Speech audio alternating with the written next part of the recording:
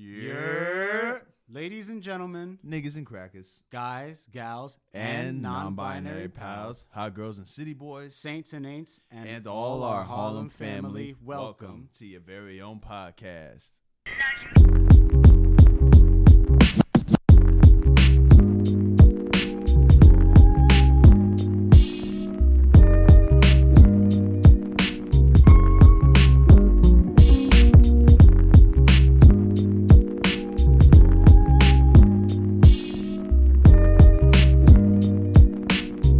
Welcome back, everybody. Salutations. We are Harlem's very own. Once again, your magnificent co-host. I'm Justin, aka Darth Vader, aka Addison DeWitt, aka Kid Kingpin, joined by my brother. Yo, what's up? It's Jude, aka Henny Kravitz, aka Mike Lowry, aka from now on, that's how you drive, aka frankly, my dear, I don't give a damn. And we're joined by three guests today for a very special episode, starting with Sonja. Hey guys, it's Sonja, aka Commando, aka badass motherfucking mom. Let's see. There's so many AKAs, aka Angela Davis, all in one. Nice to see my brothers here and nice to meet everyone out there in podcast land. Sonja, thank you for correcting me. Sonja. I'll keep that in mind. Following up, we have our boy Jeff here. Yeah, hey guys, it's Jeffrey, aka Han Soto, aka Captain Latin America, aka The Fridge, aka Live Fast, Die Fit. What's up, guys? Happy to be here. And Joe, you can go ahead. Oh, cool. What's going on, y'all? My name is Joe, aka Fit to Conquer, aka Hitman, aka Black Spartacus. Yeah, that was fire, right? That was a good one. That was a good one. By now, you guys know this episode is called Brolic Knowledge. It's the second entry in our mini-series, The Rona Records. We really want to use the opportunity that we have with everyone home to kind of just provide different perspectives. And we have three fitness experts here. And I'm going to pass this over to Jude because he is, of the two of us, the one who knows what he's talking about more. And I'm just going to be here kind of taking as many notes as I can. So take it away, Jude. All right, well, first off, I would like to say that fitness has been a big part of my life, and it got me to know Justin. Me and him been training together for 5 years now, you said? 5 years, yeah.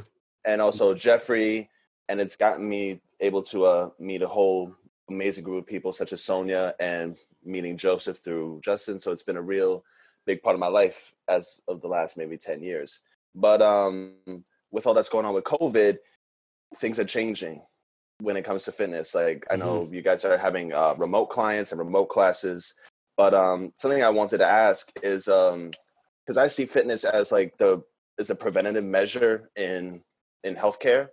You know, you guys prevent, falls, diseases like nutritionists when it comes to eating and other forms of health that I can't even name right now. Before, when push comes to shove with cancer and all that other stuff, you are the preventative. You are, the first line of defense. In what way has COVID changed the way you thought about health and your part in your client's health? Yeah. And also, along that note, if you guys want to give, an introduction to how you got into fitness, to kind of narrate that whole change from, before to pre-COVID to post-COVID or during COVID. So we can start with Sonja.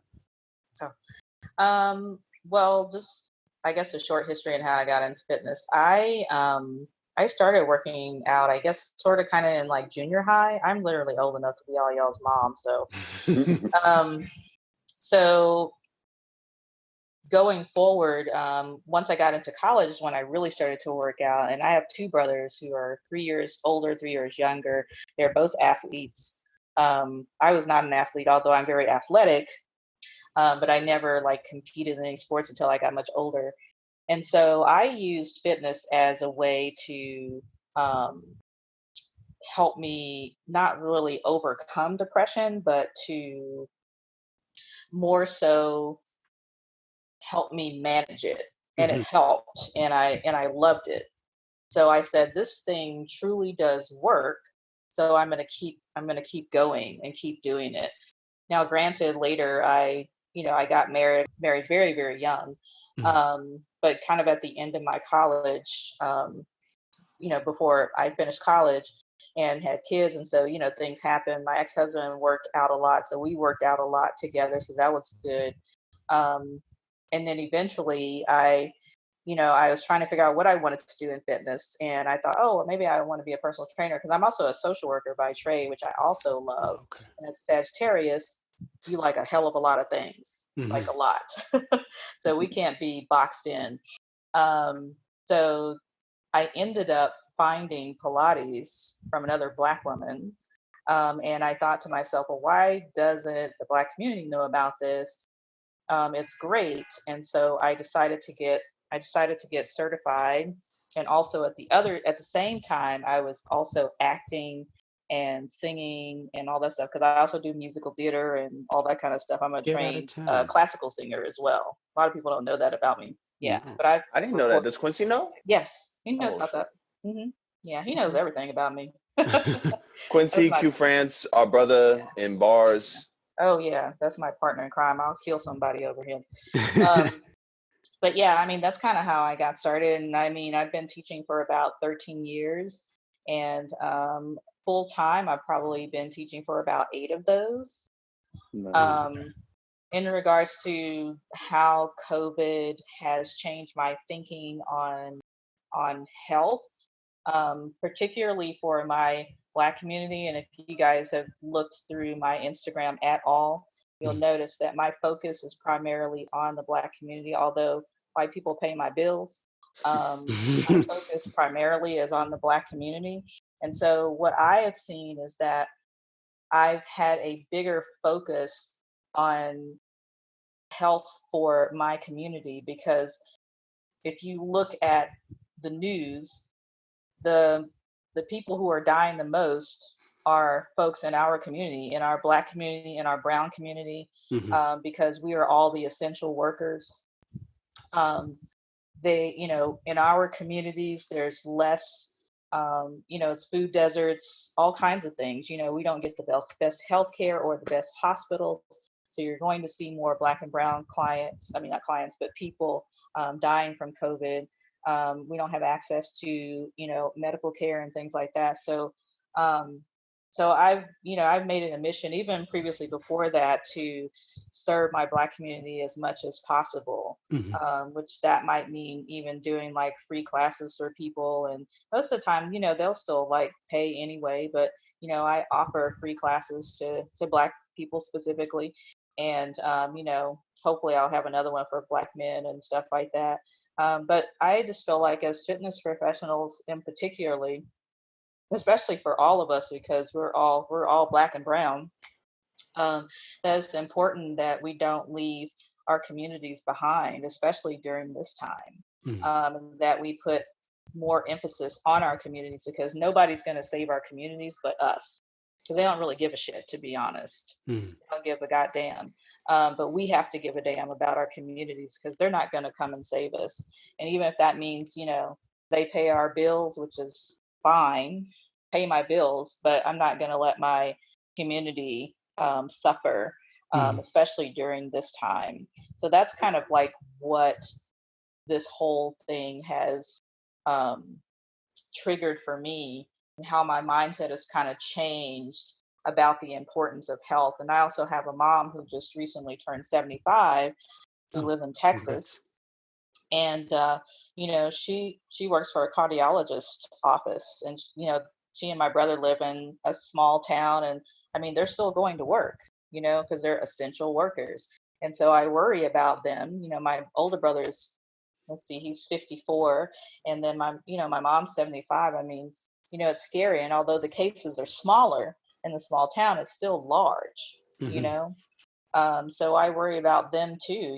What can I do to kind of help them, stay healthy and things like that, so that they won't, get COVID. So that's kind of where I am. That's how I started, and that's where I am today with this whole COVID fiasco. Thank you. Jeffrey?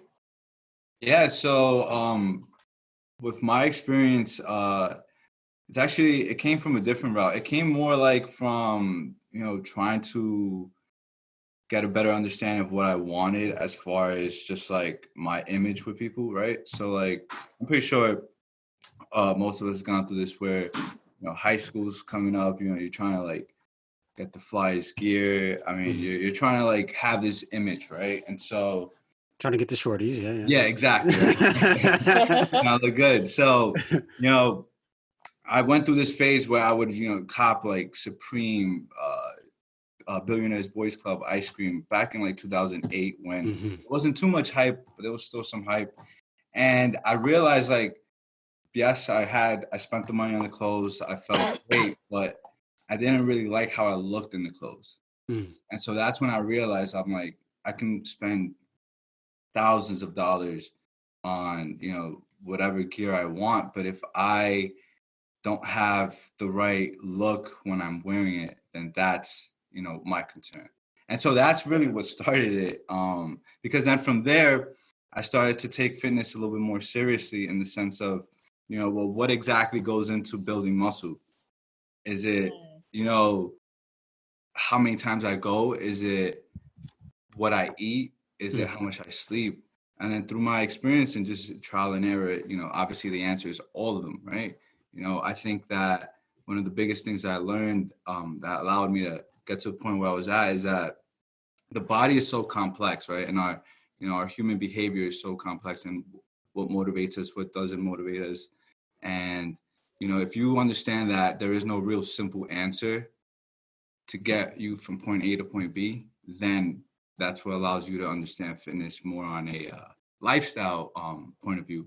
Because growing up in the projects in Jefferson houses, I didn't really get too much, information around nutrition and, what exactly does a gram of protein translate to, or, if I should be eating more meat or if I should be eating more beans. And in a Spanish household, you for the most part eat meat, rice, beans, tortillas, whatever, right? Especially being Mexican.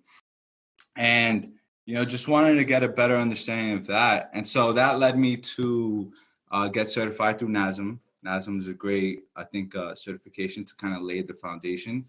And then from there, I started looking into certifications, because then, just like I'm assuming everyone has experience, you start to realize you get shoulder pain, or you start to realize that, your legs don't feel this great, or, you just felt like you did something wrong. And so from that, just, I thrown in the signs here, being a Taurus, right? I'm super stubborn. So like I had this foot pain that was bothering me for like 2-3 years, even before I started working out. And I went to the doctors.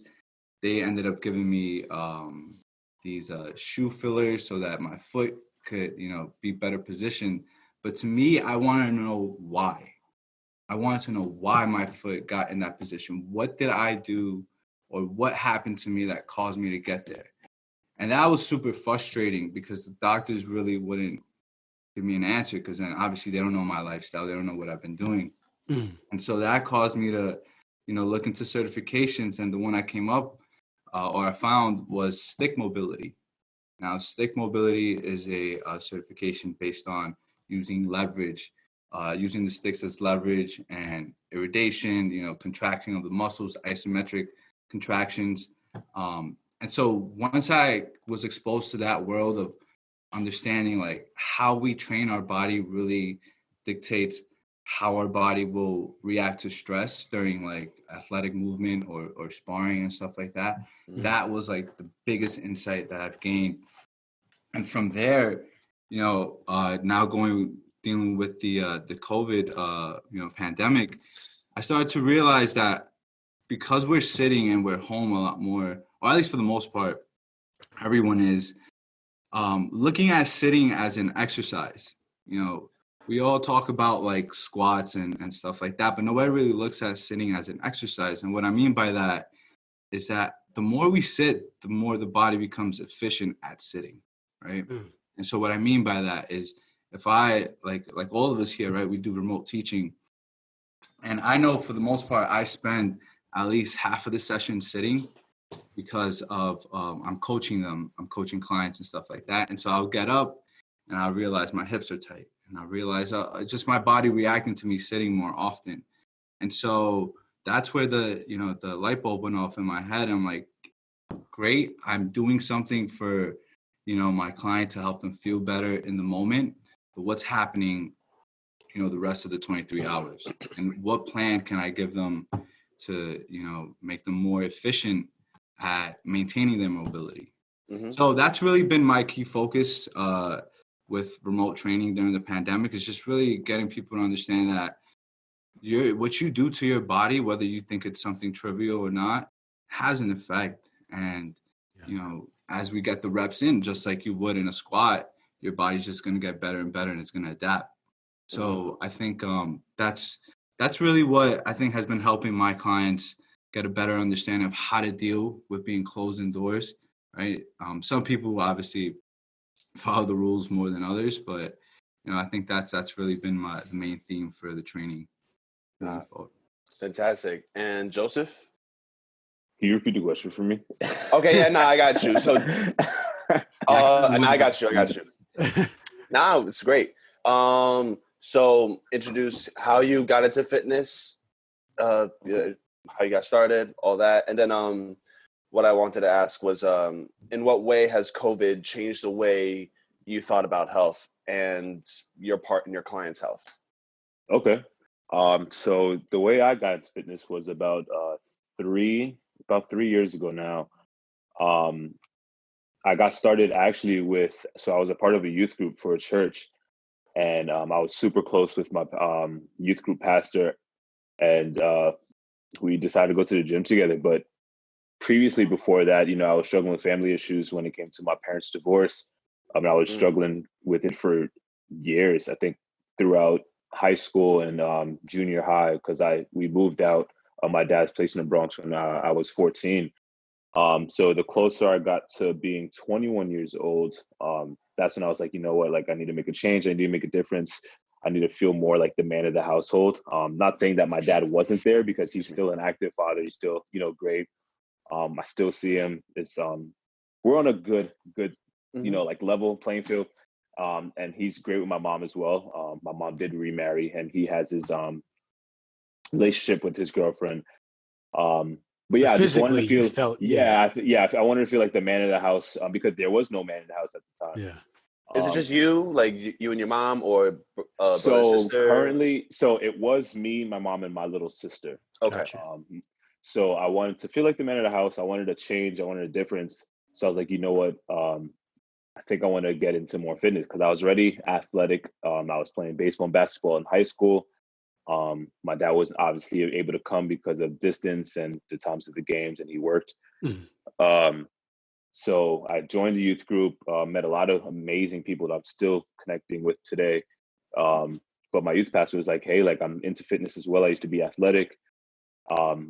Would you want to go to the gym together? So he was like, yeah, of course. So we started this fitness journey together, and that's where it literally took off. I mean, I fell in love the first moment we went, and progressing towards going to Pace University, I met a girl who was amazing. She's still my friend today. And that's where my brand started, Fit to Conquer. She helped me with that. And since then, like, it's just become such a platform for people who is just able to conquer their everyday lifestyle or any obstacles that they're trying to overcome, or just past things. Because I didn't want to make the brand that we've created, or that I've created, to be set in stone on one thing, like Joe's lifestyle or Body by Joe. I want it to be something to where the world can like kind of make it their own foundation, which was fit to conquer whatever it is. So the fitness journey started then. It's grown a lot since. It's created like a lot of opportunities for me, and it helped shape me into the person I am today, which is helping inspire people to inspire people. As far as the COVID crisis that's been going on, I can say like it definitely took a toll on trainers, the way they interact with people. But I feel like for me, it didn't really take anything out of the equation other than the fact that I can't physically be with the client.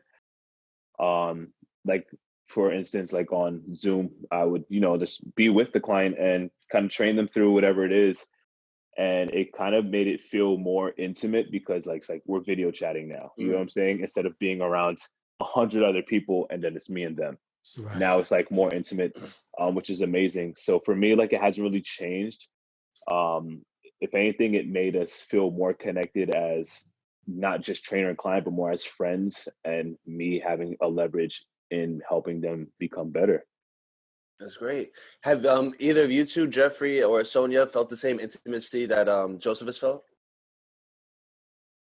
Yeah, I think I definitely feel closer to the clients. I 100% agree. I think also just being very like careful in the language, like verbiage, and how to get your point across without making them feel like anything other than you're trying to help them, right? So Yeah. I totally agree with Joseph. I think it's changed for the better for me. I think I put so much more energy. I definitely have stepped up my energy and just layout of exercise due to this. So have you felt the same way, Joseph?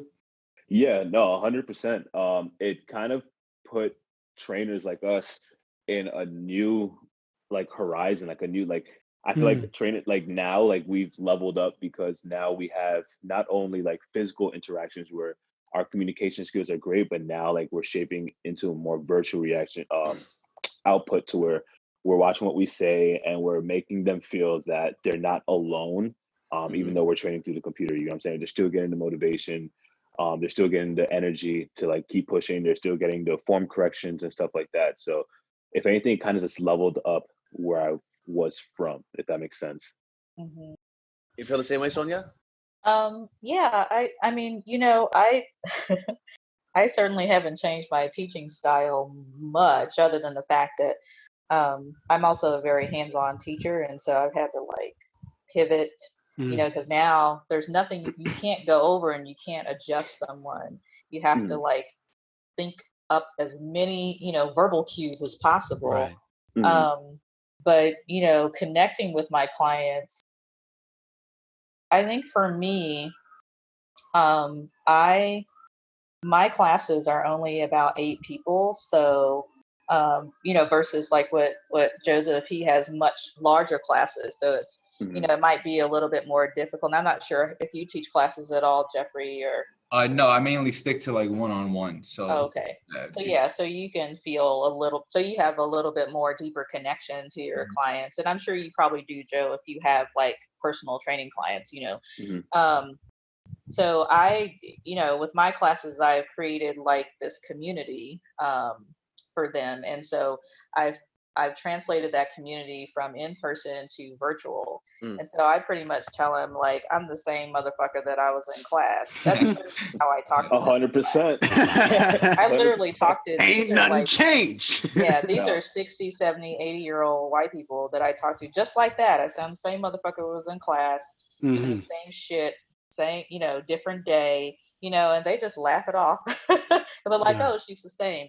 But I think what makes it a little bit more intimate is the fact that you get to see them in their own environment, versus like in front of you, because we present differently outside of our homes than we do inside of our homes. Right. But when you're in someone's home and you can actually, even if you don't see the whole home, you can see like, oh, that's kind of who they are, so it becomes a little bit, it becomes more intimate because, they've literally invited you into their home so that they can do their session or their class and stuff like that. So, you get to see their dogs, cats, kids, husbands, partners, whoever, and all the sights and sounds that's in their house. So yeah, I think that and then, they also get to see another side of me because I'm in my bedroom, they get to see all my black ass books behind me and all that stuff, my Black Panther that's up there. I mean, they get to see all those things and see what, my home is like. And so it kind of breaks down those walls. And so you're able to talk even more openly about, what's going on, even though that was something that I felt like I created with them or we created together. But it's definitely much different And, it's quite pleasant too, to be able to see them in their own environment. And they, and I think now that they've gotten used to the virtual thing, they feel a lot more comfortable. Now they're just like, oh, okay, this is not bad. I really like this. Yeah. And I think they feel more connected to me as a person than they did in the studio. I'm curious, just what you said, Sonja, reminded me like of our friend Rick, Jeff, and Jude. He focuses a lot on senior citizens, and he's also, his fitness practice is also like he's studying to become an actual medical doctor on top of everything. So a psychologist, yeah. Oh, really? Wow. Psychology? Okay. Yeah. His girlfriend Angie, another friend of ours, is trauma. Oh, got you. Okay. So, I was wondering if, like, for those of you who do have older clients, how this situation, considering how, like, I mean, this is being, for a long time, it was being kind of pegged as the old person plague, how that's changed your interactions with your older clients, if you have them, whoever wants to take that first. I mean, obviously we're virtual anyway, but like, has there been any drop off as far as like, even once outside opens again, I'm not sure if I'm going to be able to continue this relationship, or is that something that you guys have considered having? I'll talk first. My experience with that has been that, I have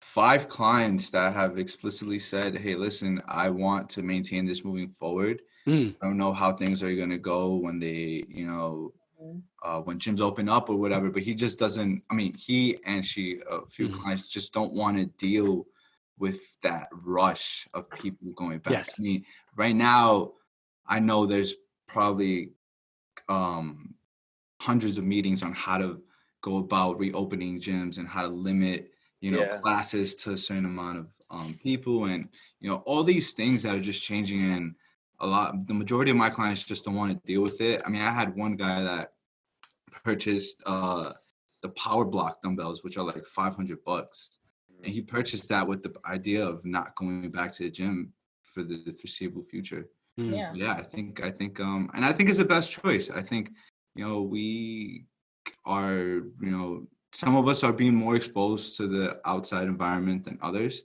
So, you get this big collective group of people that half of them have been exposed to the environment and half of them haven't. And then you just got like, what I think the government is trying to, prevent is this second wave of illness. So I totally encourage them, and I'm happy to do it. I don't get me wrong though. I would not hesitate in going and training someone one-on-one as well. Just because I think there are some people that enjoy that, and that's the only really way they can train. So I think respecting people that, want that one-on-one training and not trying to push virtual training as something like, oh yeah, you need this. I don't care. You need this. No, I think we should respect everyone's decision. And yeah. And that kind of builds off of what I wanted to ask after that was, after COVID, what do you think fitness will look like? With in terms of open gyms, classes, and one-on-one training. Like, what's it going to look like after this? Will it just be virtual, or like here on Zoom, or because I remember I saw something where there's like treadmills, but they're basically like cubicles now. Yeah, they're basically like cubicles now. I'll add one comment off before I pass it off to Sonja. I think virtual training will be the best thing that ever happened to the fitness industry, because I know that when I had clients that would go on vacation, had clients that could not come in because of whatever reason, right? We saw that. I saw that as a huge obstacle, because with fitness, everything is about consistency and building habits, right? So if we have these lifestyle things that happen to us, now we have that option to sustain our training. It may not be, right on par with what we're doing in-house, but still it's something that keeps those levels. Yeah, so I'll pass it on to Sonja. What do you think about that? I mean, I definitely agree. It's, when I worked at Equinox, it was pretty hard. Your client leaves and, they decide they're going to go to Monaco for 2 or 3 months. What are you going to do? It's just like, and they're the very person who bought like that 48 pack that costs like, 3 or 4 grand. And then, you're not going to get that money because you're not training them.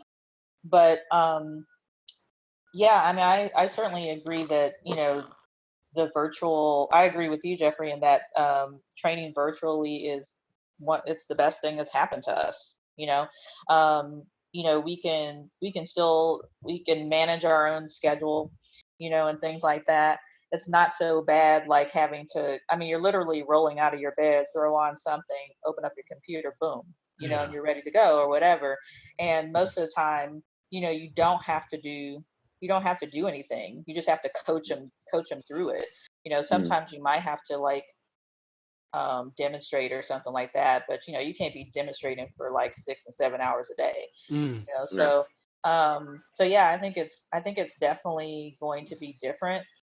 Who it's going to affect the most is the larger gyms and probably some of the boutique places, because now they're going to have to decrease the amount of people in their classes, and then it's going to cost them to put up all of this plexiglass and all this stuff. They're going to have to pay more. They're going to have to pay their janitorial staff more, which they should, because they're going to have to constantly be cleaning, because you can't have maybe in smaller boutique places, but some place like Barry's Boot Camp is very, very large.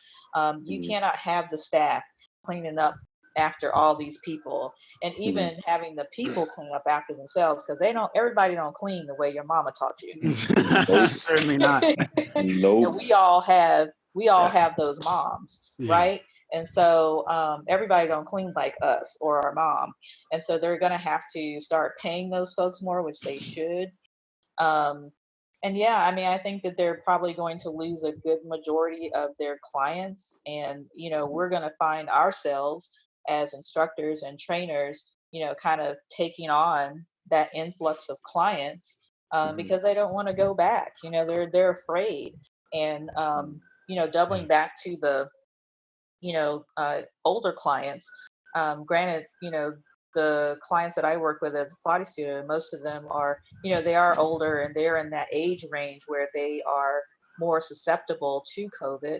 A lot of them are pretty fine with where they are. A lot of them are they're retired. So they're just cruising around, chilling. whatever, they're just chilling. They got money, they got 4 or 5 houses or whatever. And so, they're like, hey, I'm cool if I don't go back.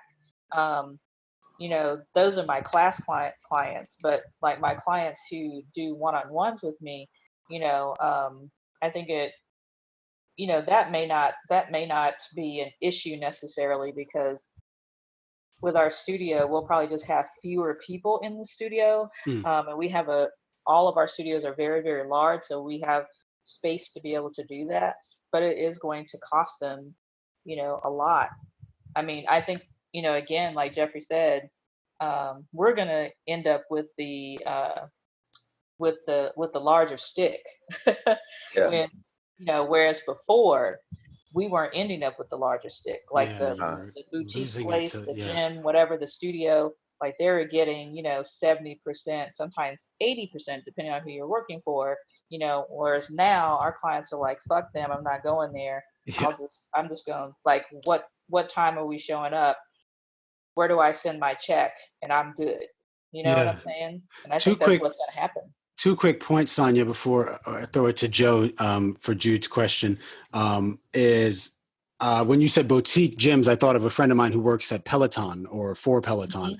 I'm not even really sure. I mean, it's so the way he like describes it, it's like it's this like elite cult that like it's like Peloton isn't a gym. It's like it's an idea. It's a belief. So it's an idea. What's he selling you? A multi-level marketing scheme? Yeah, it sounds like a pyramid scheme. But no, I thought about it. I mean, like these places that are kind of these new wave.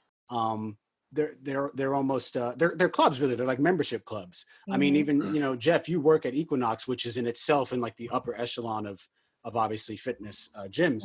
But I was also just thinking like the whole virtual reorientation of the world now is funny because it's not like any of this technology is new. And Exactly. what I was thinking of, like, it's not like we couldn't have done this before. And it hit me when I had a professor who was like, honestly, I think we could use Zoom even if there's like snow days, like you can't come to campus, but like we can still. Yo, chill, give us so day. But it's like, no, we won't tell. Wait, I'm good. Yeah. Okay. It's like, wait, that's actually true. Like we just accidented ourselves true. into, you know, this understanding of the technology that we've always had. It's like, you know, we didn't for some reason, we didn't think that, like, but yeah, if your client's making a trip, and granted, like they could be making like a trip just to like vacation and they don't want to work out, but it's like, it's a business trip. I don't have time for it. It's like, well, just 30 minutes, you could FaceTime me, dude. It's not even, we don't even. But don't you find it interesting though, Jeffrey, and probably Joe too? I mean, I definitely know about Equinox. But before then, and maybe this is more directed towards Jeffrey, before then, when clients will leave, that would have never, ever been an option for them. Oh yeah, and virtual. No, never, and probably even for, I don't know if you train. Do you train individually for Barry's boot camp, or do you have your folks outside of them? So a lot of my clients that I train one-on-one actually take my classes at Barry's as well, which is cool. So they kind of get like that group fitness kind of like HIIT training, and then they get like the ISO trains where they go for like their heavy lifting, or they just go for their reps, but they're not timed. You know what I'm saying? Yeah. So, which is cool. But they would have never, and damn, Equinox would just absolutely not, like, for the stuff that they are, the fact that they're still paying you guys. Well, I don't know if they're still paying you as a trainer, but I know my friend works or is Barry still paying you? Oh yeah. We have our Barry's at home classes. now. Cut the check. Barry's at home now. Yeah. Yo, I'm a lifeguard. I'm still getting paid. Really? Yeah. I'm a lifeguard at Asshole Green. I'm still getting paid. They just really hooked the kid up, and that's like, and you should, a senior citizen Equinox. That's all Asshole Green is. Yeah. But they, these places would have never considered you training virtually. They just wouldn't, and that's why not? They have such a hold on the clients. It's almost like like if you leave Equinox or any of these places, then they literally expect the client to stay there. So they're like, so you just think that just because I've been here for 5 years and I've been training this client for 5 years, and we ain't got that we don't have a relationship, that I don't have their number, they don't have my number, so they're just going to be like, oh, okay, bye. Some of them will, but the majority of them will not, because you develop this relationship with them. Yeah. And they're like, I'm not going to train with anybody else but Jeffrey. So sorry, dude. I can save $220 something or $300, and I just go train with him and pay him, because I know it's going directly to that him. he's only getting 30%, if not that much. So I would rather give him the money versus you. So I think that they're going to see a surge of that. And now all of a sudden they're having to change their mindset on virtual training, because it's either that or you're going to see a lot of members leave. And then a lot of members are going to leave because, it's like you said, a lot of them just don't want to come back. They're like, fuck that shit. I got people at home that could be, I could infect, or, whatever. They just don't want to, Yeah, and I think to answer both Sonja's and Jude's question, I think before they didn't want virtual training because they didn't have a platform for it, right? So like Justin said, Equinox it's a lifestyle brand. It's a club. I think people look at Equinox more for the amenities rather than like the actual equipment. Yeah. I work at at Columbus Circle, and it's one of the best clubs. Oh, that's the one I used to work at. Oh yeah, so you're familiar with it. God, yeah. So it's a nice people space. That are still there. Besides it being in the basement, that's right. A bummer. But my point being that they're very concerned with their brand, and they're very concerned with maintaining that upper 10% of just like member experience, right? When they go into a club. So I've been doing virtual training for Equinox. I have like I said, I have privates, but when I'm working for my Equinox clients, we're now using Lift Sessions. And so Lift Sessions is this platform that allows a trainer to become really, really creative with what they do. And the feedback I've been getting from my clients is they love it. So I think in the past, I agree with you, Sonja, they wouldn't even let you bring it up as a possible solution to a client going on vacation. That's really interesting. But now that they have the platform and they're getting amazing feedback, and the price point never changed, by the way. So that to me, right off the bat, I'll be real with you guys. I was like, how am I going to tell, person A that they should pay the same amount of price for the training that they were getting in-house with me, being there, putting them through the workouts physically and manually versus being now virtual, but you still have to pay the same price. And so, like I said, I didn't agree with it, but because of the platform, I still don't think it should be the same price. But then again, you have to look at Equinox as a whole. Then now, are we going to devalue ourselves, or are we going to try to create more value to compensate for what's happened? Yeah. And they just took the other route, which I don't blame them. I probably would have done it. The shareholders probably would have been too happy to know that they're downgrading their prices. And, I don't think they still have to pay Trump, so I understand that. Yeah, I don't. But what's funny is that that Lyft, I met the guy years ago who started Lyft. We actually, how did I get in contact with him? LIFT. I met him at the onset of that program, and we met out in the park, and he was telling me about it, and this, this, that, and the third.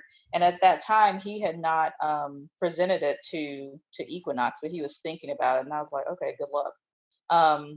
And obviously, they took it, but they only took it for was it level 4 training, like the upper echelon folks. They only did it for them. Not for like your folks outside of that little room where you have to put your hand there and your eyes and all Men that in Black shit. Yeah, they're only doing it for like Kanye West and all those people like that or whatever. I don't think, and they probably just recently, I bet, allowed you guys to use Lyft, because then it was a no-go. Yeah, no, it's been a month. Yeah, I agree. But yeah, well, what about you? What's your experience like, Joseph? Is it like similar as having challenges? So as far as Barry's, it didn't really become challenging. In the sense, it became more of like a energy surge, because we started marketing Barry's at home, and then we started selling not the equipment we have, but like the manufacturers were making more equipment that we were able to sell online. So like people were buying benches off of our website, resistance bands, booty bands, like all the cousins of the bands.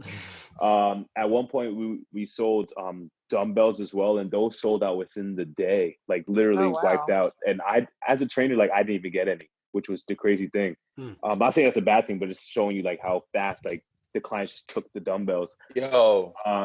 We sell the red lights as well, which is crazy. And Barry's at home became like Barry's at home literally became like such a massive wave that once we do open up, we are taking precautions, as in how many people are allowed to be in the red room with the trainer. The health regulations is going to be on steroids when it comes to cleaning the room, making sure that we have even more people on maintenance, stuff like that. But they're keeping Barry's at home, which is going to be amazing for like Jeffrey said about people who are like traveling, people who want to do a quick workout in their hotel room before they hit the beach, stuff like that, which is cool. Or I've even had clients like around this time, normally I'd be in the Hamptons, training in the Hamptons, Barry's. And I had clients that were in the Hamptons on the beach, literally taking my live classes, which was amazing. So it didn't really take a mass effect. I do think that we're not going to get as much clientele as we did before, but I don't think it's going to be a drastic thing. Just because the Barry's community is like so intensely connected, that we have a lot of people like, we want to get back into the red room. but the Barry's at Home is definitely going to stay for the much older people, the much older clients we have. I mean, just any of the clients who want to just be at home and, you know, be in their own comfort, which is cool. Yeah. Man. Yo, but I also want to get into getting out of the umbrellas of big gyms like Equinox, Barry's, Blink, or whatever. How's COVID going to, like, is it pushing you to be more independent with your training to, like, make it your business? Not. Yeah, that's a good question. 'Cause Yeah. especially like based off of what everything you guys are saying financially, right? Like, you know, the kind of uh the trust that is obviously engendered between you and your client individually, and then that like that knowledge on the sort of macro level of, I know that when I'm paying, you know, this gym, it's giving you a percentage of what I'm paying them, but like I want you to get more, you know. So yeah, I think that's a great question, Jude. Like, who among you, and I mean, Joe, maybe you could start, because you have Fit to Conquer, which is like obviously that's separate from Barry's boot camp. So how does that, you know, how do you see that manifesting itself? As in with the COVID crisis and like. Yeah, I guess, or more, yeah, as a along Jude's question, as a fitness brand, and yeah, I guess taking into consideration, as everyone has to with everything, with coronavirus. I mean, my brand is, well, the Fit to Conquer brand is solely based on lifestyle and being able to conquer whatever is thrown at you. Tying that in with Barry's, Barry's is like the official brand of people coming together and working out and just having the best time of their lives, literally in a club, but this time you're working out at the same time. I don't think the COVID crisis has changed the Fit to Conquer brands, as well as the Barry's brand. I think it, if anything, it kind of heightened it. You know what I'm saying? Because I always, not necessarily preach, but I always live out the lifestyle, so that way you not only hear me talk about it, but see my actions. Right. And showing that the Fit to Conquer brand is more of coming together and building people up and helping people achieve whatever they put their eyes on. You know what I'm saying? And the Barry's brand helped me with that, because it allowed me to actually bring more people into a certain environment and help them build. You know what I'm saying? So in a sense, I think I would say that the COVID crisis definitely helped escalate not only the business side of it, but also the community side of it. Gotcha. Sonja and Jeff, like, has it been pushing guys to be more independent as trainers? And Sonja, I already know you're pretty much like solo dolo. Not really. I mean, well, yeah, I can say that eventually I don't want to teach for white people, because that's basically who I'm teaching for. So I'm kind of setting myself up now with, you know, different projects that I'm working on. So eventually I won't have to. I mean, I still want to teach Pilates, obviously. I just don't want to teach for someone. I want to teach for myself. And I also, you know, the people that I want to teach will be more of like the women that are in my Black Girl Pilates group, and, you know, the men that are in the Mellon Brothers of Pilates and stuff like that, and also other, like, you know, I mean, so just Black people, period, but you know, mainly them. So that's the plan right now, and I have I mean, if you looked on my Instagram, I have a webinar coming up, and that's kind of part of that plan, by doing, you know, this intro to anti-racism for, you know, for these Pilates studios and yoga studios now, and expand that to larger gyms like Equinox, who needs that shit really bad, and, you know, all the other boutique places. And so that's my plan, to be able to just kind of you know, be more independent that way, and yet still, you know, still teach Pilates and sing every now and then if I want to, and you know, and all that other activist stuff that I might want to do. So But Okay. yeah, I'd like to. That's the plan. I'm working towards it. And what about you, Jeff? Yeah, so I think for myself, being as like where, I mean, like we have like Joseph and Sonja, right? I think we're all in like different parts of our like fitness career. You know, obviously Sonja has far more experience than I do. You know, Joseph does fitness classes, and he, you know, has this great relationship with Barry's. And so for myself, being that I'm more like a one-on-one personal trainer, and I'm very much for giving back to my community, and just the community I grew up with in general. I mean, you know, I have, you know, friendships with people from, you know, Puerto Rican, Black, you know, Caribbean. So just giving back, being able to give back to my community in the sense of me being able to educate them from what I've learned, right? And so that being my goal or my, you know, checkpoint for the moment, I will continue to, you know, work at Equinox. And, you know, the reason I started working at Equinox was because of the resources. They have a really well put together education system, especially That's facts. They do. They are the absolutely best do. out there. I will say that about them. So when I'm, you know, as you asked the question, I started thinking, well, you know, to me, I view Equinox as a resource for education, and definitely the clients that I've gotten outside of Equinox via the, you know, like other platforms like, I mean, I'm sorry, from other gyms like Blink and other places that I worked at. And so they're not conflicting. I'd play both sides. I'd maintain, you know, the online business that I've created for myself with, you know, the 5 clients I got right now. And then when things go back, you know, to somewhat normal, I'll still continue to use Equinox as a education resource. And, you know, from there, you know, whatever happens. But I think, you know, for now, as far as, you know, what the game plan is for the next 6 weeks, that's pretty much, you know, the approach I'm taking. And I think that's the approach that serves me best. And that's why I was saying, you know, for Sonja, I think it may be, you know, different as far as what may benefit her, as far as what choices she makes. But I think for now, that really gives me what I want in all directions. Yeah. Go ahead, Justin. Go. I was going to ask, because we still have a good amount of time left, not that we need to necessarily stretch or belabor anything, but I am curious to dig a bit more into, Sonja, your specific philosophy. So obviously up top, we talked about how Joe is the only, I think, Joe, you said you're the only Black trainer at your specific location for Barry's? In the city, In the necessarily. city. Yeah, we have a Black trainer, a female in Scarsdale, Gotcha. but as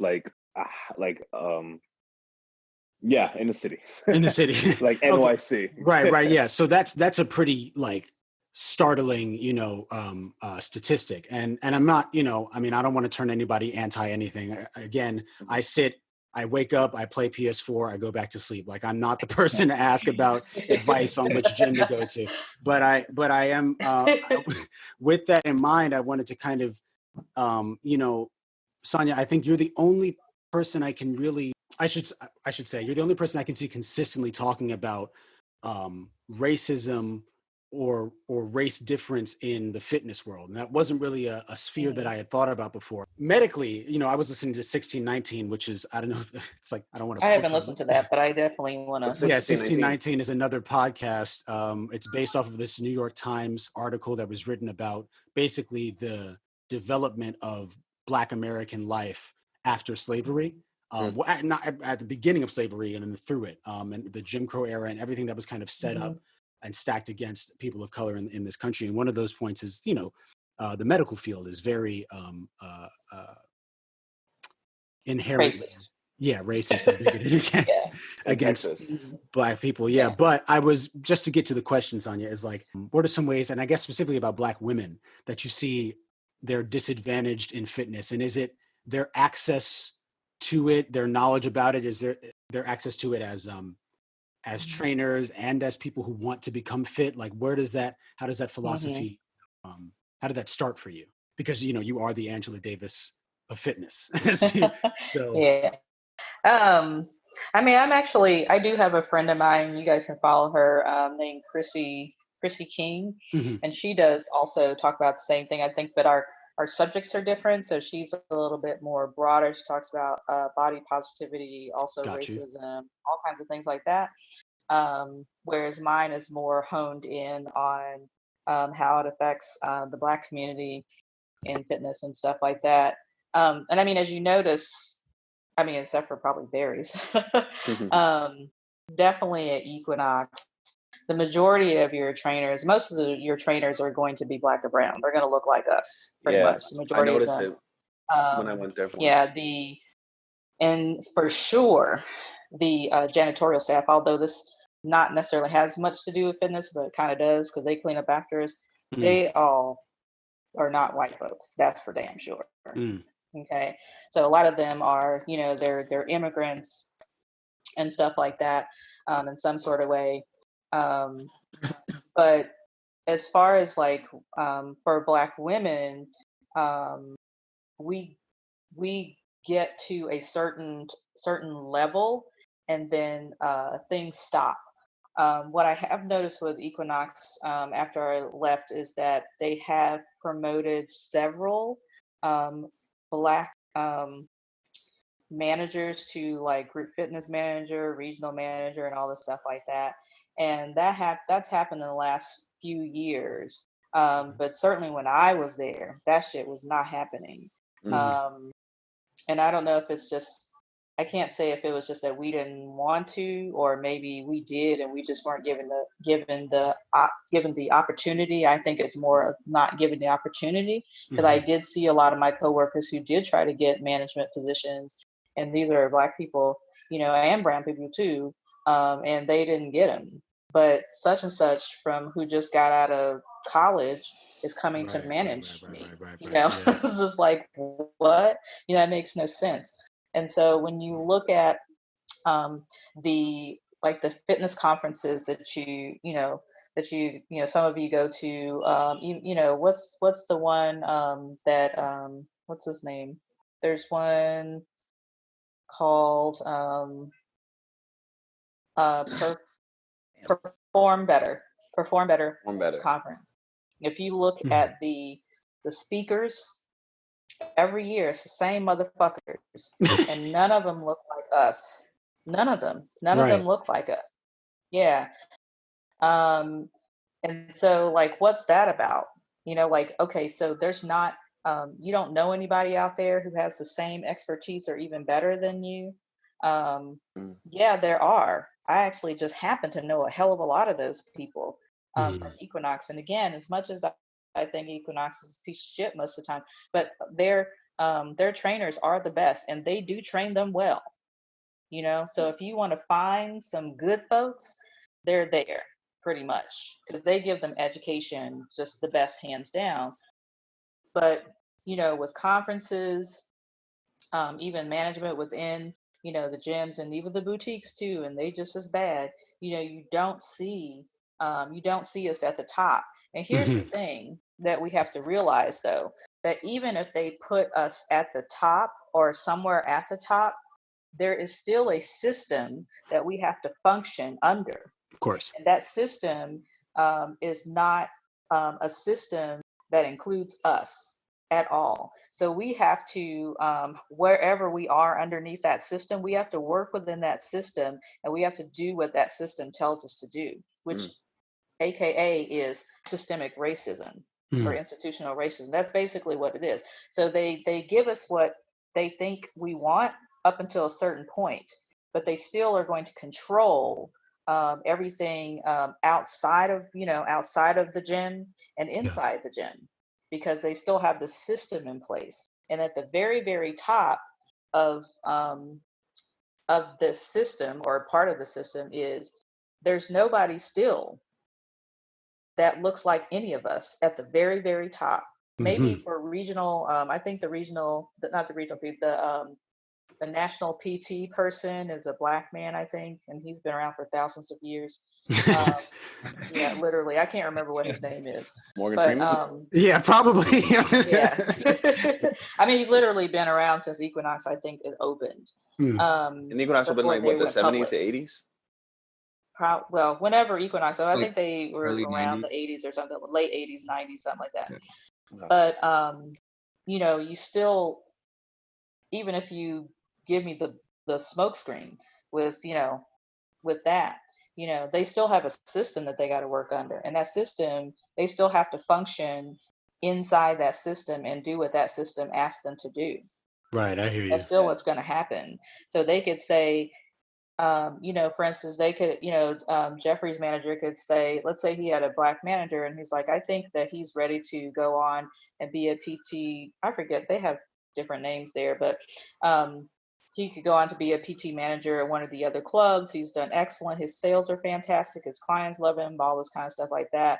You know, but above him, the person could say, well, you know, I know that he's like the best, he's the best there at Columbus Circle. Yes, he's got awards. He's done all this. I hear great things about him. That's fantastic. He makes all this money for our club, you know, but I really have this young man in, you know, in my mind that I'd like to bring on. He's, you know, he's right out of college. He used to be a college athlete, blah, blah, blah. And they'll do shit like that. Damn. They'll do shit like that. And, you know, of course, it'll be some white kid, you know, who's never managed in his entire life. And he'll come in and try to, you know, they'll have him manage a group of people who's, you know, should have been promoted. Yeah. And Right. so those are the things that you see. And you don't really think about it because you're like, oh, Equinox did a great job by putting all these people that look like me, you know, that I can relate to, you know, at these kind of high level positions. But they're really not, they're just there as a smokescreen. They still have to do what the system tells them to do. And Yeah. they will never, if they do go above where they are, they're still going to be functioning in that system. And It's so like, yeah. It's like we talked about this a little bit on our last episode, Jude, but you asked about tokenism. Oh, yeah. And I mean, we do see that in all aspects of society for sure. I mean, I guess it comes down to the same things, you know, advertisement, you know, who looks good in what position, Yeah. you know, and what are we used to seeing, you know, and it is, it can definitely feel like, I guess, disheartening, you know, for either people who are coming in or people who obviously have been in the game for a long time. It's like, because then these things like nepotism come in, you know, someone's grandnephew from Princeton, you know, gets passed over you for promotion. So, but even so with that, Justin, on another note, you know, even with, you know, Equinox sort of changing their face and we're seeing all of a sudden we're seeing like all these different black and brown people and gay people and all this stuff like that. They weren't doing, you know, not that long ago, they weren't doing that shit, you know. And even like for, you know, and you guys probably love where you work and that's cool. You know, even with like Barry's boot camp, you know, why the hell are you the only person? And you know what they're gonna do is they're gonna be like, somebody come in like, I don't see no black people here. Oh, we got Joe. That's tokenism right there. It's like, yeah, but he's just one black person. His experience is not the same as mine. He doesn't speak for all black people, just like Jeffrey doesn't speak for all Mexican people. Like, don't ask me. Even though he is Captain Latin America. Exactly. Yeah, but I mean, you don't speak for the entire Mexican population. Joseph doesn't speak for the entire black population or whatever his, you know, other cultural background is. Jamaica. You just don't. Okay, so Caribbean. So, you know, my kids are half Caribbean too. But I mean, you don't speak for Jamaicans. You don't for all Jamaicans. You don't speak for Beanie Man and, you know, and all that. You know, so they take that and, you know, they take you and the other, you know, the other young lady and they're like, hey, but we got a black man, we got a black woman and they're the best and there you go. That's not enough. That's just a smoke screen to me. And have you gotten more black people that come to Barry's boot camp just because you're there? Has it increased? Is it the same amount of people, you know, is it probably the same? You might get a few, but, you know, you're still going to have the same white folks that come, you know, and Joe is so great and girl, you know, and I love his class and whatever. And I'm sure that you are excellent, you know, and I believe that both of you are excellent. But at the end of the day, even the fitness and wellness spaces, they don't give a damn about us, y'all. They really don't. And so it's up to us to let them know that we know that you don't give a damn, you know, because just because we're in wellness and fitness, it doesn't mean that we're not affected by racism. When all of that stuff was going on about, about those Mexican families being, their kids being taken away and shit like that, was anybody asking you if you was okay? Because you're Mexican. That's your culture. That's your people. You could have had, for all we know, you could have had people who were in the same predicament. They could have been the ones on the news, but they don't give a damn. They're just like, are you making your numbers? Did you talk to such and such? Did you turn your reports in? Did you do all your sessions? They don't give a fuck. They really don't. They say that they do, but they don't. They can have as many That's a parties good as point. they want, but they don't. Yeah, and I agree, Sonja. I think I've definitely experienced that firsthand. I have noticed I've been working at Equinox for a little bit over 6 months now, and there was these weeks of like new trainers coming in, and this trainer is going to be staying here, but this trainer is going to be going there, and I started to relate to the trainers, and a lot of them didn't really, their main focus really wasn't training. 3 of them were actors. 2 of them were they were in med school, but they were doing this as like a side hustle or something. So I definitely agree that, there has been a change in as far as like the demographic in which Equinox is hiring. And I think just overall, a lot of big gyms, right? And I think, with my experience of that, the way that I manage that is really just, understanding that, I can do the same thing and treat them as a resource. Because the thing is, I don't see myself working at Equinox, for whatever. And they want you to. I mean, hopefully, they lock you down. Hopefully, the vice president is not listening to this, but they want you to stay there. They want you to be there. That's why they have all these fucking tiers. And I think it really depends on. It comes down to what the person who's in that position wants, right? Because absolutely, I definitely use it as a resource. I definitely have plans of, having my own gym, right? Whether it be, a gym in Jersey, in some suburban area in Jersey, or, maybe somewhere in Mexico. I don't know, whatever. The point is, though, that I use that as like building blocks to get me closer to what I want. But I, again, 100% agree with you. I think that that is something that is very much real and very much something that people aren't aware of, just because it's never really been brought up. And with that, I want to I really like what you've been saying, Sonja, as far as giving back to our community or my community as a and real quick, as a go ahead. When it comes to giving back, me and Sonja met at a gym who said they wanted to give back, but they don't. and that's exactly my point, right? But like, it's difficult though, because you want to. It's either like you're trying to go for your livelihood or help out your communities, and it's just difficult, and it's splitting because the hood's not going to pay. You're not going to get a grant to get the hood Brolic. Right. Yeah, but what you could do though is create a subscription service where you're doing you're having each member that pay $15 a month for a monthly subscription to the trainer putting in the amount of work to set up that platform so that they're constantly getting this stream of knowledge and just exercises and articles, because like I said at the beginning, fitness is so complex. The human body is so complex. We should not be giving simple answers, or I shouldn't, as a trainer, should not be giving these simple answers that do that and that's going to get you there. It's far more complex than that. And setting the whole physical aspect aside, just psychologically, adopting a new behavior and stuff like that. But so getting back to my point, growing up as a Mexican, especially in the projects where I think I was the only Mexican there. I mean, we moved in, I think 2001. So the Mexican community was in East Harlem was pretty scarce. You wouldn't really see any. And so my parents grew up, in Mexico. They didn't finish. They didn't go to high school, whatever. So they didn't take a nutrition class. They didn't, nobody explained to them why we need to eat a certain amount of food. So when I think about giving back to the community, I really think about, how can I get as many people from, let's just say, a certain demographic as far as income. Like I try not to think too much, because they may be that one kid from India that, because I'm not Indian, I'm not gonna, help him out. I like to look at it more as income, because I think when we look at income, everyone kind of faces the same challenges when you're making the same amount of money. Whether it's in one field and or historically, a lot of racial divides were born out of economic stratification. Exactly. Yeah.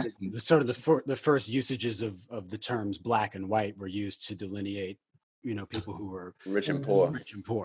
Yeah. So thank you for that, Justin. I think when I think of giving back, it's just trying to get as much knowledge out there as possible. I know a lot of people, like a barber that I used to know, died from from having the COVID-19, and it was because what he cut hair 12 hours a day, probably go home, probably indulge himself in watching TV or just having a beer or whatever. And so having that lifestyle, for X amount of years, you think you're fine, but then an illness comes out, right, like the COVID-19, and your whole life is gone.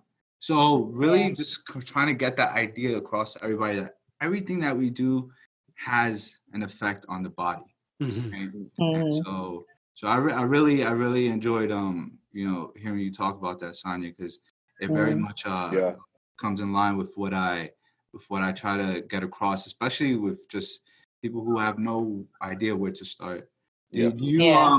What about you, Joseph? Like, how do you feel like you like manage that with people? Jeff is basically a co-host. I love how he always includes people Yeah, in the he sure is. conversation. Niggas and shit. I'm like, Sonja, what do you think? John, what do you He's always checking on people. I love No, it. I'm a big. I want to keep everyone in that. So. No, I'm a big. spreading the I love. love listening. I love listening, and then I talk after. I love listening. But no, I mean, I agree with both you, like 100%. I mean, you guys literally took the words right out of my mouth when it came to the way I thought about the fitness industry when I decided to join it. You know what I'm saying? I mean, what I love about not only just being the only Black person is the fact that all eyes are on me, and it gives me such a platform to help people grow in a sense and give them more knowledge on like who I am, why I do what I do, and how I can help benefit you and show you why I can do something better than these other people can. You know what I'm saying? So it's just like kind of just being put in the spotlight, which is cool. For instance, if you look at celebrities like Kevin Hart running his own Hart Productions, and you have like Tyler Perry owning his own, movie studios, stuff like that. It's like all eyes are on them, and then when they do great things, it manifests and it just blows up. So I feel like me being the only Black person kind of draws the community in more, because it's like, all right, well, you know what?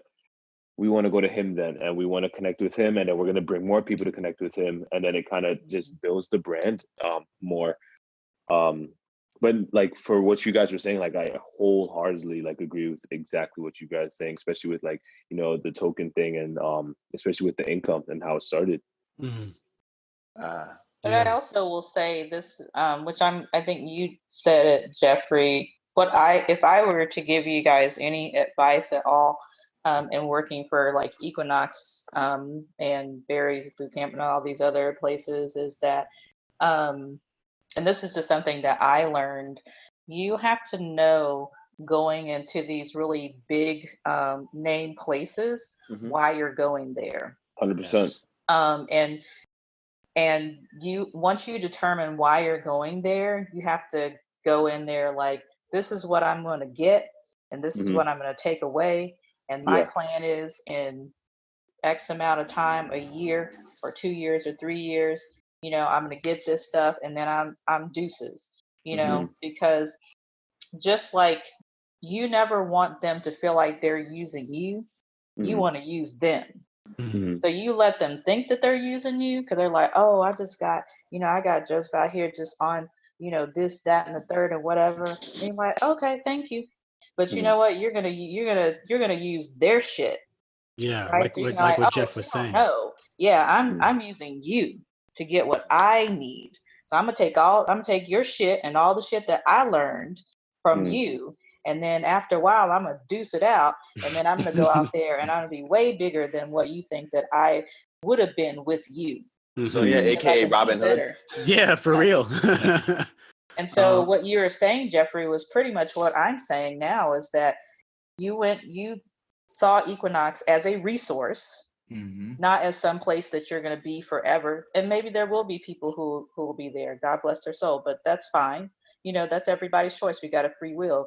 But you knew going in, I'm going in because they have the best training out there for personal trainers, hands down. They do. Nobody can fight that. Hands down, they do. I'm going to go in. I'm going to learn what type of clients that I like to work with, get all this free ass education they're going to give me and discounted education.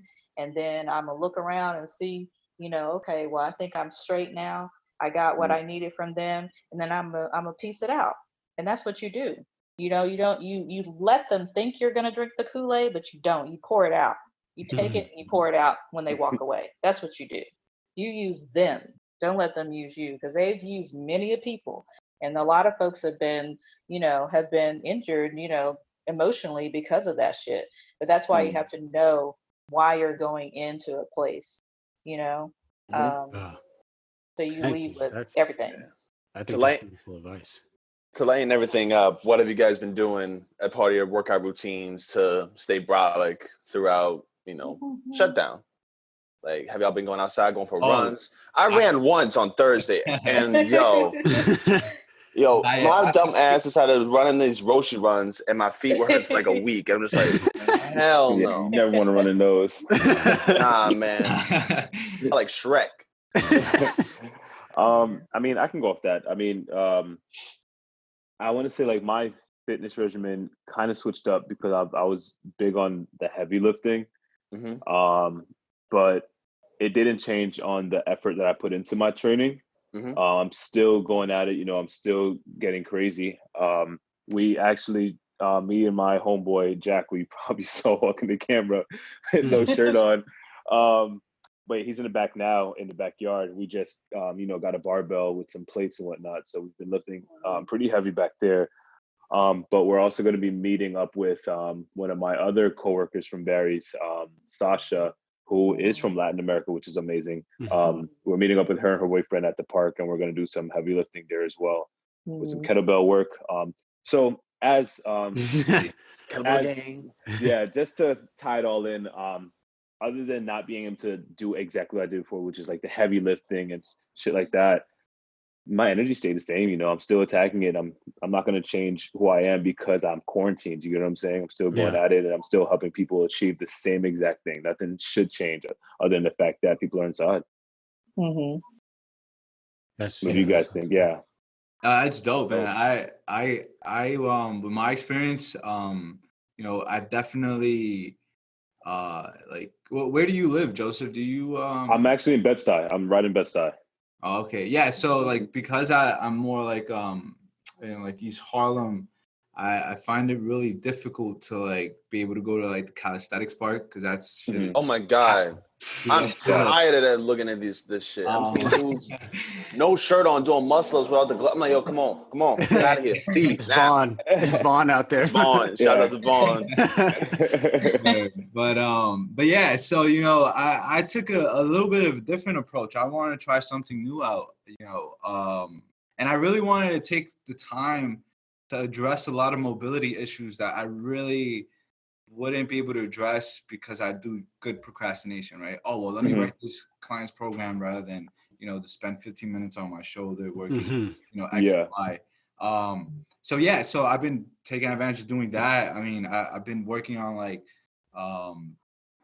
trying to understand how to cycle now. So I bought a bike. Nice. A nice bike, a Bianchi bike, which I'm like in love with. But just understanding like being new to cycling and just that's amazing.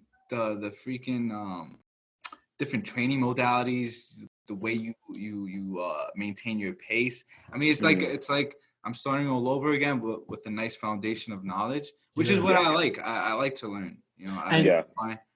Yeah, go ahead. Oh, I was just going to say, and you're obviously, we alluded to it briefly earlier, but you're a martial artist. You train with us as well, and you play jujitsu and all these other things.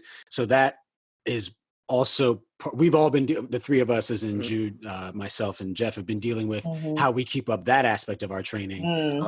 In the quarantine as well.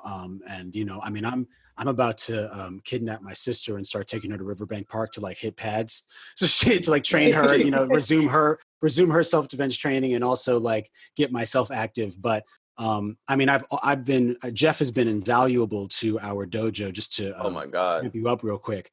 I mean, and he was doing this before the quarantine, but like every night when we'd come in for class, he would lead like a 10 to 15 minute warm up, doing stuff that like, I mean, you could walk into any boxing gym and okay, give me 30, push-ups and give me a bunch of jumping jacks or whatever. And like, that's cool.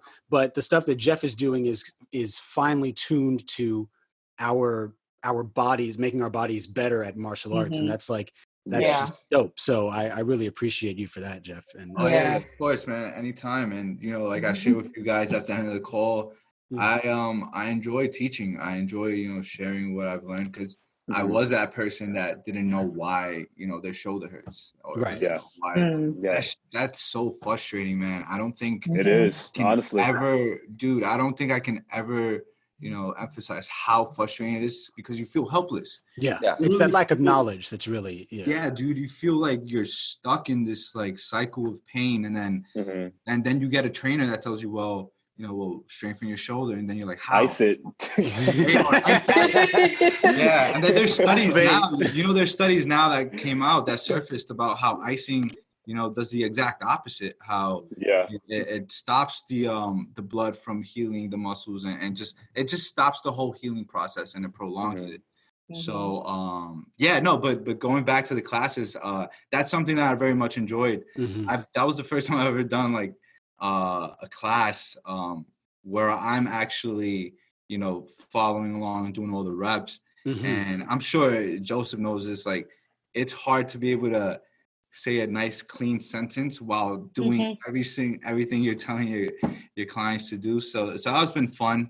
And I enjoy it. I never really saw myself as a fitness class instructor, but I think my mind has kind of shifted, and I think I'm more open to that. But definitely, man, definitely, I gotta watch Joseph and take a few notes, because man, you could definitely learn a lot from that. Man. Yeah, man, I think you guys will like it. It's like learning any trade. I mean, like jumping behind the bar, within 3 weeks, you're gonna know every drink. You know what I'm saying? So it's just the matter of taking that step and just putting your foot in, and then eventually your whole leg gets wet. So just jump in. And Sonja, to jump into the mix with what you've been doing during COVID to stay brolic, stay dangerous. I don't consider myself brolic anymore. You're a powerlifter. What are you talking about? But you know what? It's so hard because I don't have a backyard, and to power lift, you need certain equipment. You need a lot of it. I mean, I do have friends who are literally still training, but I mean, they're kind of on a national level versus me, who's still pretty much on a local level, competing and still very new to the sport. So I haven't, the last time I was actually under a barbell was like in January. That was the last time I was under a barbell.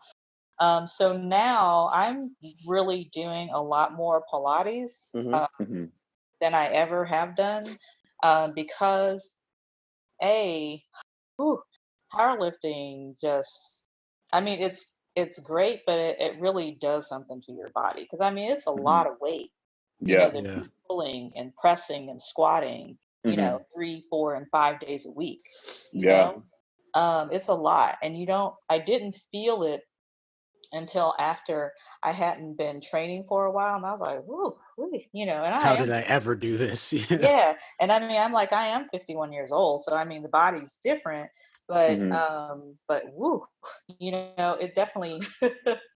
Sneaks um, up on you. so, but I am glad that I've been able to sort of take a break from powerlifting for a little bit, because when I go back, I'm going to have a bigger appreciation for it, Mhm. Yeah. and I go back stronger in a different kind of way. So, um, I do miss it a lot, and I do miss going into the gym and, you know, and just putting my resting bitch face on, and, you know, and Mhm. doing that stuff.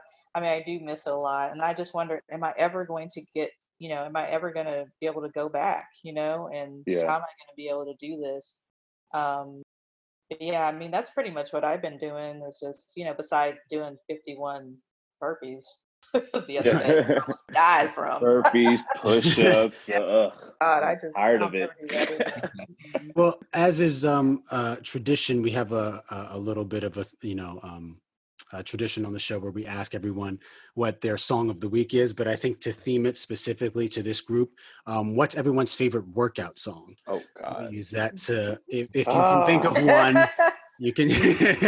I'll be bumping. Yeah. I'll be bumping. If you we'll let the host start. I have a whole, okay, so I just told you guys I don't work out, but I mean I do, whenever I do decide that I feel like doing it, I have this playlist just because I like making playlists for things. So I will pull mine up right now, and I'll go ahead and give you guys time to think about yours. Me and Jude will go, and then we'll let the guests go. Okay. And then, I'll close us out, because I want you guys to get on to, all the pressing and heaving that you feel like doing. I guess for me, my top, if we're just doing three, that's usually what we do in no particular order. I really like Prisoner by Lupe Fiasco. Okay. Okay. I was in that first Creed trailer a few years ago, Mhm. and it's something to me. I was like, I feel like I want to box I want to be a professional boxer now. So I put that on whenever I'm shadow boxing usually. Prisoner, Long Live the Chief by Jadena, and Everybody Dies by Logic. Nice. It's a dark I title, like but it's it a pretty too. hype Yeah, song. I like that. It's a good song. Yeah. Nice. For me, my workout music is also just like me walking around music, so I'm just constantly it's like so I gotta say Blackout by DMX with Jay-Z and the Locks. Mhm. I gotta plug in Freddie Gibbs with that Giannis. Of course. And I'm really just trying to scroll because I feel like I'm saying the same songs over and over again. Like all I do is listen to Griselda. Jesus Christ. New Level, Ferg. Oh yeah, that's a good one. That'll get you Nice. hype. Who's ready? Like Joe has. I mean, I'm just a lover of music. I just grew up around music, you know what I'm saying? So I love to just bump, like just blast that shit in my ears. I think it would be easier for me to say that I bump whenever I work out a lot of like Meek Mill, The Baby, Lil Gotcha. Baby. But if you want to get like song specific, I mean that's hard. I wouldn't say they're my favorite, but they're not specifically like the number one. Yeah. I have a lot of freaking favorites. But I would say Meek Mill's Intro off of course. his new album. I would say The Baby, I mean Bop or Yes, yeah. 10 Toes, stuff like that. That'll do it. And then Lil Baby, Something to Prove. Mhm. I could bump, but I mean, I'm just looking for music, man. Let's just freaking bump. Yeah. Regardless. Yeah, so You gotta have some Rashad on that, right, Jeff? yeah, oh hell yeah. Well, I mean, for me, it depends on what I'm doing, right? So like if we're in the squat rack and we're squatting, I'm definitely listening to something else. But at the moment, because I've been doing a lot of cycling, I've just been really into just like melodies and just listening to like songs for the sake of just the sound, not too much lyrics. But what I will say though is like my go-to song for writing is 44 bars by Logic. It's just something about that, like that flow, and I get up really early because I've been doing this thing where I like sleep with the blinds open, so I try to like let the wake up with the sun. Wake up with the sun. So I've been waking up like 6 o'clock, and so it's just something about riding in New York City streets. You got like this like just melody going through your head, and then What I Need and by Nav is his outro. Again, just the melodies, dude. I'm a really big fan of that. Yeah. And then if I'm like doing some intense like powerlifting shit and I want to get like just like pumped up, I'll listen to 5 Hours by Dioro. Are you guys familiar with that? It's like it's like house music. But gotcha. Next time you like are about to like start What's it some called? intense 5 Hours. You guys probably heard it. They butchered it by making a remix with like Usher. Nothing against Usher, but just the way they remixed it, just like changed the song completely and turned into a pop song. Gotcha. Not a pop song. But yeah. And then of course I got Isaiah Rashad, Kid Cudi, just Willow Smith. I've been listening to her music too. Willow Smith is fire. Just like yeah. Sidebar plug. I have no boundaries when it comes to music. So like if you play a song and it's sang in Chinese or some shit, and I'm gonna listen to that shit. Yeah. I feel you. Definitely feel you. Sonja? Well, we don't play music during Pilates, so that's out. And then when I was, when I would lift, I never really listened to music because I pretty much stayed in my head and I wanted to be aware of what's going on around me because I'm around a bunch of dudes. So good point. I want to be able to curse them out like quickly. She does with the quickness. If I were to choose like some songs that I really love nowadays, I'm a huge fan of Meg Thee Stallion. Okay. Yeah, I love her song Savage. The Beyonce I also remix? like this. Yeah, that's kind of cool. But I mean, I'm also I'm not a Beyonce fan. Gotcha. Well, it was double Texas. Her, but I'm not like. Yeah. Yeah. I mean. It's Sony from Texas. Yeah. I thought it was like that kind of that unity of all y'all being from Texas. No. Yeah, a lot of us aren't that serious about her. I also like this new gentleman called D Smoke. Okay. Yeah, I know D Smoke. He has Black Habits, and I love that song. Yeah. Going way back into like my you could take it there. Like my dad was born in 1959. Cool. So I'm going back like when I was a kid. So because I have a lot of like music when I was a teenager and stuff like that. One of my. I know this is not really workout music, but this is like music I like to listen to if I want to at least pump myself up half the time. I'm a big Zapp and Roger fan. I don't know if you guys are familiar with. No, I don't know them. Yeah, he's really good. He actually, there's this instrument that you put in your mouth, and it's called I forget what it's called, but it makes you sound like electronic or you probably like auto tune. No, it's not auto tune. But it's doing it like in real time. Yeah, but you put it in your mouth and you sing into it, and so it sounds mechanical. A lot of the newer kids use it now, but we were using it before y'all. I think I know what you're talking about. Yeah, I've seen. Yeah, so if you listen to Zapp and Roger, he was the beginnings of that. So Travis Scott you used guys it one like time. Computer Love. Gotcha. You guys know Computer Love, right? You've heard of Computer Love, right? I think it's been sampled recently by someone. I do love my New Edition. As you should. New Edition. You need slow jams every now and The then. best album ever. Them. Like their album that I forgot what that album is from. Let me turn my sound down so I can look and tell you. But this has like if it isn't love, can you stand right now? That kind of stuff. That whole album. Cool It Now. So no, Cool It Now is previously. That was another album. Yeah, that was another album. But. Yeah, this was I can't remember what album this is on. Hold on, I'm gonna tell you probably. I know our friend Josh likes to work out to slow music. like especially Yo. because he does a lot of pressing. So it's This like, is just like music I like listening to. Again, I don't when Things I are heartbreak. I like to, yeah, that's right. When I lift, I just like I like being in my own head. Like I'm my own music, I guess you could say. yeah, well, that's beautiful.